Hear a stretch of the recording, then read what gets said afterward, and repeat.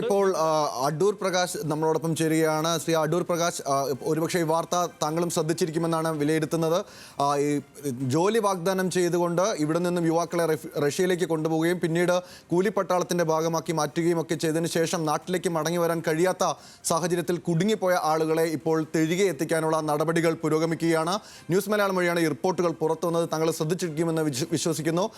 ഈ നിലവിൽ നടന്നുകൊണ്ടിരിക്കുന്ന ഈ തിരികെ എത്തിക്കാനുള്ള ശ്രമങ്ങളെ, അല്ലെങ്കിൽ ഈ റഷ്യയിൽ നിന്നും അവരെ കൊണ്ടുവരാനുള്ള ഈ ശ്രമങ്ങളെയും ഈ ഒരു വാർത്തയും താങ്കൾ എങ്ങനെയാണ് നോക്കിക്കാണുന്നത്? ഇത്തരത്തിൽ തൊഴിൽ തട്ടിപ്പിന് ഇരയാകുന്ന സാഹചര്യം അത് അവസാനിപ്പിക്കേണ്ടതല്ലേ?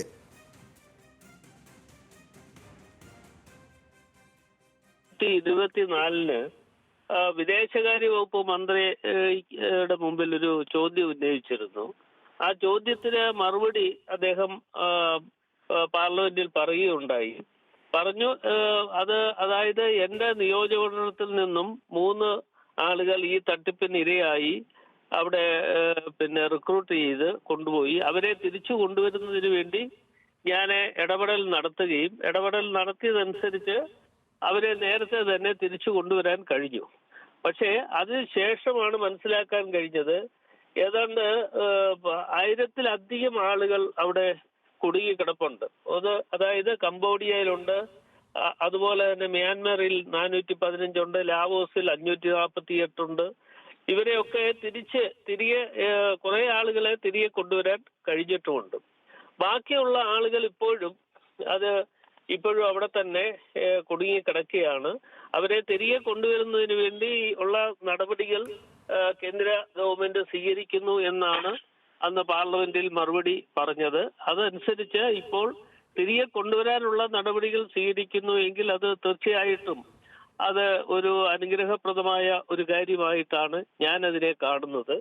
എന്തായാലും ചെറുപ്പക്കാരെ സംബന്ധിച്ചിടത്തോളം അവരെ യാതൊന്നും അറിയാതെ തന്നെ ചെറുപ്പക്കാരെ കബളിപ്പിക്കപ്പെട്ട് കൊണ്ടുപോകുന്ന ഒരു ഏർപ്പാടാണ് ഇവിടെ കണ്ടുവരുന്നത്.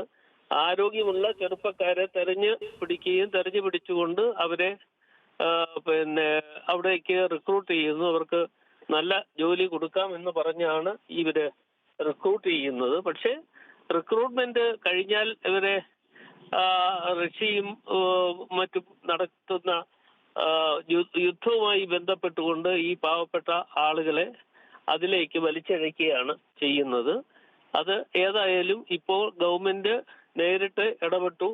പ്രധാനമന്ത്രി പുടിനുമായി കണ്ട അവസരത്തിൽ ഈ കാര്യങ്ങൾ സൂചിപ്പിച്ചു എന്ന് വിദേശകാര്യ വകുപ്പ് മന്ത്രി ശ്രീ ജയശങ്കർ പറയുകയും അതിന് ഉള്ള നടപടികൾ സ്വീകരിക്കുന്നു എന്നാണ് അന്ന് അദ്ദേഹം മറുപടിയായി പറഞ്ഞത്. എന്തായാലും ഇപ്പോൾ അതിന് നടപടി സ്വീകരിക്കുന്നു എങ്കിൽ ഒരു നല്ല കാര്യമായിട്ട് തന്നെ ഞാൻ അതിനെ കാണുന്നുണ്ട്. ഒരു കാര്യം കൂടി താങ്കളോട് ചോദിക്കാൻ ആഗ്രഹിക്കുന്നത്, ഇപ്പോൾ താങ്കൾ തന്നെ സൂചിപ്പിച്ചു ചെറുപ്പക്കാരായ ആരോഗ്യമുള്ള ചെറുപ്പക്കാരായ ആളുകളെയാണ് ഈ തട്ടിപ്പിന് ഇരയാക്കുന്നത്. നമുക്ക് മനസ്സിലാവുന്നതും അങ്ങനെ തന്നെയാണ്. കാരണം ഇവിടുത്തെ വർക്ക് ഫോഴ്സിനെ കൊണ്ടുപോകുക എന്നുള്ളതാണ് അവർ ലക്ഷ്യം വെച്ചിരുന്നത്, അല്ലെങ്കിൽ ഇത്തരം തൊഴിൽ തട്ടിപ്പുകാർ നടത്തിക്കൊണ്ടിരിക്കുന്നത്.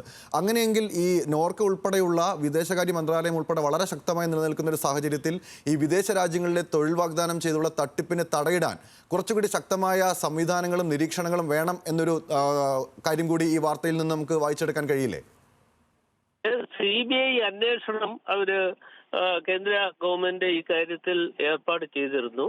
ഈ തട്ടിപ്പിന് ഇരയാകുന്ന ആളുകളെ കൊണ്ടുപോകുന്ന ആളുകളെ കുറിച്ച് മനസ്സിലാക്കിക്കൊണ്ട് CBI അന്വേഷണത്തിലൂടെ അവർക്കെതിരെ ശക്തമായ നടപടികളും സ്വീകരിക്കണം എന്നും പാർലമെന്റിൽ ഞാൻ ആവശ്യപ്പെട്ടു. അതനുസരിച്ച് അതും ഇപ്പോൾ നടക്കുന്നുണ്ട്. CBI അന്വേഷണത്തിൽ സംസ്ഥാന സർക്കാർ കേസ് രജിസ്റ്റർ ചെയ്തിട്ടുള്ള ഓരോ സ്ഥലത്തു നിന്നും ഇതേക്കുറിച്ച് അന്വേഷണം നടത്തി അവർക്കെതിരെ ശക്തമായ നടപടികൾ സ്വീകരിക്കുന്നുമുണ്ട്. വളരെ നന്ദി ശ്രീ അടൂർ പ്രകാശ്, ഈ ഘട്ടത്തിൽ നമ്മളോട് പ്രതികരിച്ചതിന്.